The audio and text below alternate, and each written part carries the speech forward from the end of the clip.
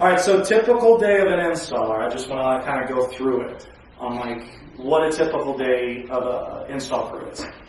So a typical install crew is built up of a 5-man crew right now. So it starts off with the 4 different position types. There's a junior installer, which is entry level, just like probably what you guys would be after an internship. There's a solar installer who's been here for, 6 months to 2 years. There's a senior installer, usually a year or more, probably 2 years, has a lot of experience, can do pretty much every aspect of the install for the most part. And then there's a crew lead who actually runs the crew itself, which can do every single aspect of the installation. So 5-man crew, residential crews show up at the warehouse at 6:30 a.m. every morning. What they do is they'll come to the warehouse, they will make sure that they have all the material that they need for their install for the day. We have a BOM list that we check off to make sure, a bill of materials that we check off that shows exactly what parts are needed for the job. So they check their plans, they make sure that they have all the material, and they're trying to get out of here as fast as possible because there is expected time frames on every single installation in which they'll get an incentive. So they get in here, in and out as fast as possible. They make sure they have all the material, consumables, all the electrical parts, EMT, couplings, connectors, everything that they would need for their installation for the day. So they get out to the installation. The crew lead will then go up to the customer. He will speak to the customer and go over the design and go over what they're going to be doing for the installation. So that's very important because if we don't talk to the customer about what we're doing, they're not going to know where our conduit's going. They're not going to know where all of the electrical gear is going on the side of their house or in their basements next to their service panels. They're not going to know if we have to cut power off or not.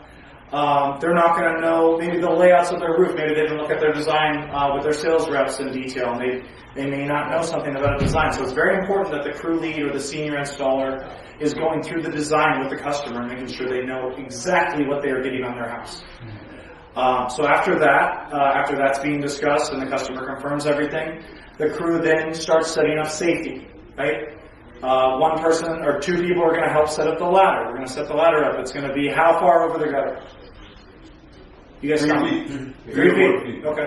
At least minimum 3 feet over the gutter. And at 70 degrees. So setting up the ladder, we're going to set up a restricted access zone. It's going to be caution tape. It's going to be at minimum 10 feet around the property. Why do you think we have to set that up? This kitchen wall, Is that? No.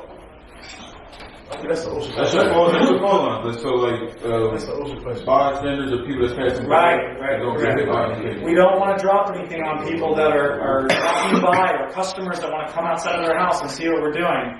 We want to make sure that they stay out of that access zone because we could be dropping material off the roof. Yeah, well, hopefully not, but yeah, anything can happen. Maybe it's windy outside, like something could blow off the roof or something and hit somebody in the head, and that's a lawsuit on us. Right. So we have to make sure that we're very careful with that.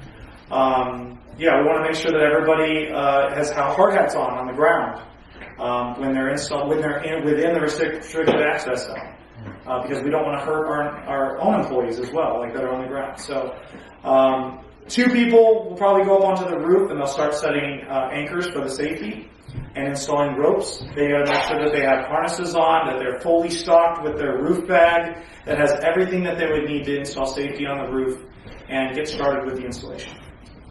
The other employees will be on the ground starting to get all the material up to the roof, whether they're pulling it up in bags, or using our pulley system, pulling it up with a rope. And then the crew lead or the senior installer will start the electrical work and start mounting the electrical boxes on the side of the house, start punching into the house for the interconnection method, and doing most of the electrical work, running the conduit up to the top of the roof. And then we start installing, like you were saying, mapping the roof out, making sure that the array is going to fit as the design shows. Making sure that you got your Doritos and your teas. That's not how I do it, but that's how they teach it, and that's okay. Everybody teaches something a little bit different, and that's okay. And I think it definitely shows you guys exactly where each corner of the array is, and that's great.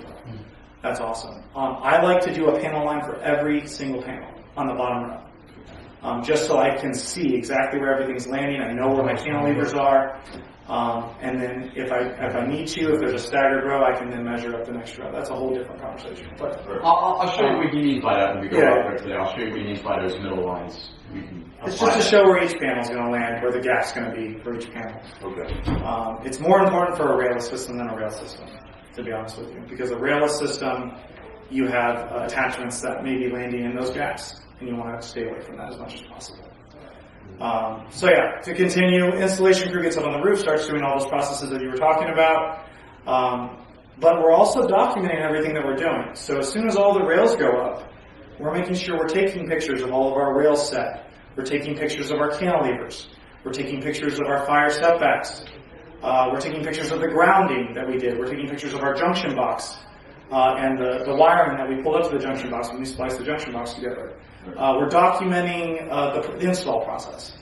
Once the crew lead or the senior installer is done with the electrical, he's taking pictures of all of the equipment on site, the disconnect, the combiner box, tap box, or the interconnection method, whether it was a breaker or it was IPCs, which are piercing connectors, insulation piercing connectors that go onto the line side of the panel. Yeah, we're documenting everything that we do to make sure that, for one, it is to code and to the plans that we had designed. And then also, some inspectors may ask us for those pictures. Instead of coming to the job site and doing an inspection, they may say, hey, why don't you just send me the pictures of your installation so that I can review them and I can just hash you out. I don't have to come all the way up to your job site. Right. So yeah, we land all the panels. We land the microinverters first, obviously. Then we land all the panels, and then we document all the finished processes of work. That's mainly going to be the senior installers and the crew leads. And all the other employees will be doing the grunt work, like getting panels up to the roof, wire management, wiring junction boxes, stuff like that, and then cleaning up after the day's done. Cleaning up all the trash on the roof, cleaning up all the trash on the ground, making sure that the customer's house looks better than when we first got there. Right. Right. That's very, very important, because if we leave a mess, like, why are they going to have get a referral and say, hey, this company left a huge mess, Right. and my house looked like crap after they were done. There was damages to my house. There was trash everywhere. They didn't clean up after themselves. That's really important. After we're completely done with the system, the crew lead or the senior installer will commission the system. He'll go into the monitoring app and he'll make sure that the system is working correctly. He'll make sure that the consumption CTs are installed correctly. That's what monitors the consumption of the house and how much energy the house is actually drawing. Make sure that the production readings look good and that all panels are reporting. If it's a 15-panel system, all 15 out of 15 panels are reporting. All the microinverters are reporting. All of the readings are correct and are monitoring correctly.